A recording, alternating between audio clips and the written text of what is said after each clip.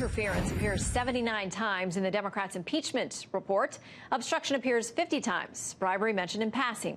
Democrats say it's clear the president not only abused his power, but that he's also actively obstructed their investigation. So tomorrow, we get to phase 2 over the House Judiciary Committee. Let's bring in White House Senior Advisor for Strategy, Tony Sayegh. Good to have you with us tonight, Tony. Nice to be with you. So we're told the president doesn't plan to watch tomorrow. Is that your understanding? Well, the president's in London representing the United States with our very important strategic allies at NATO. And I think there could not be a more clear contrast. While the president's representing our country, working on issues of concern for national security, we have Democrats hyper-fixated on this impeachment process. And we just saw today, Shannon, 300 pages of their opinion. Commentary, no evidence, no factual support for their central claim that the president did anything impeachable. What do we know after 12 star witnesses that the Democrats called forward? Ukraine got the aid without conditions. They got the meeting without conditions. They met with the vice president and the president, and ultimately even people like Ambassador Ivanovich, Mr. Taylor, Mr. Volker, and others, Mr. Kent, all who were brought in as critics of the president, said we achieved a better Ukraine policy than was achieved under the Obama administration because of what we gave them vis-a-vis the Javelin missiles and lethal military aid. So, again, you have Democrats misrepresenting facts, misrepresenting testimony to put forward false narratives. And, look, the American people are not buying it, as the polls show. Okay, so what they will say today is they'll point to the phone records today showing that Rudy Giuliani was making calls to the OMB. Why would he be involved with monetary policy? They're going to talk about the fact that the president started to use phrases like quid pro quo when he knew there was an investigation specifically into that or allegations with the whistleblower, and that the reason the aid flowed is because he knew he got caught. Here is what House Intel Chairman Adam Schiff says. The President of the United States solicited foreign interference in our election and used the power of his office to get his political dirty work done. The only question is how more extensive was the scheme, how many others may have been involved. So even though that he's turning this over from House Intel to House Judiciary now, he says the investigation is going to continue. He's not going to stop looking for witnesses or information or documents that he says the White House is unrightfully withheld from him. Well, I'm happy to talk about that piece, which they claim is obstruction of justice, which the Constitution will tell you is actually a separation of powers that the executive branch has in order to protect itself as an institution. Frankly, an argument both Republicans and Democrats have made in the past. But let's look at this timeline they like to talk about, the fact that the aid was only released when. It's all nonsense. The entire narrative is nonsense, Shannon.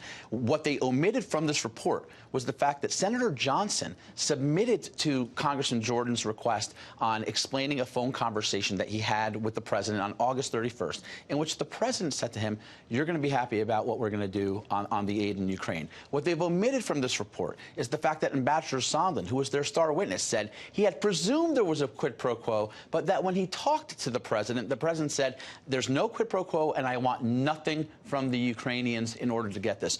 President Zelensky of Ukraine made it very clear there was no quid pro quo, no preconditions. So this is, again, part of the false narrative that we've unfortunately become very accustomed to when it comes to Adam Schiff and his opinions. Nothing, again, based in fact. On the obstruction, this is probably another one of the most ridiculous claims they can make.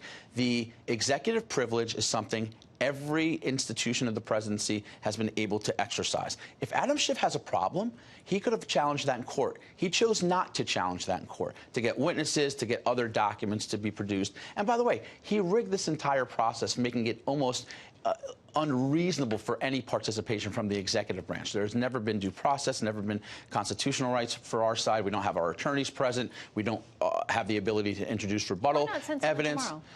Again, this is a continuation of the same sham process. And tomorrow, in the case of Jerry Nadler, we have to give up our due process rights. We have to give up our rights to privilege in order to have a fair participation in that hearing. That's not a way that I think any attorney would advise their client to participate. And look, at the end of this process, what we've learned is the Democrats are really focused, hyper-focused, on ramming this through before Christmas. This is their Christmas gift to the American people. So they're not taking the time to gather the evidence, to actually do what Adam Schiff said in that bite that Let me you ask you just about ran. this, about the idea that they're going to expand beyond the Ukraine phone call.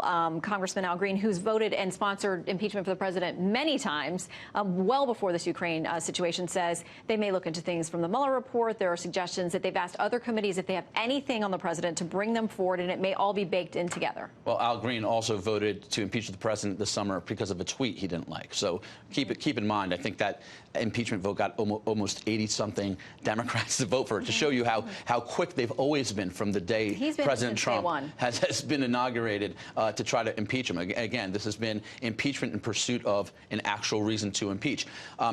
The bottom line clearly remains there's nothing impeachable here. The Democrats, through the judiciary process tomorrow, are going to try to get 3 constitutional professors to try to make the claim that they can. But again, we've now seen Adam Schiff and all the others who have tried to create this impression that the Mueller report had some damning evidence. 2 years of investigation, DOJ concludes no obstruction, no collusion, nothing. Yeah, well, they're done. They're not done with that. That may come into the rest of their conversations. He says he's going to continue to investigate, as we discussed. So we'll be watching tomorrow, and as the process plays out, whether it's a Christmas gift or not. Tony Sayegh, good to have you with us. Thanks for coming in. Great to be with you. Thank you.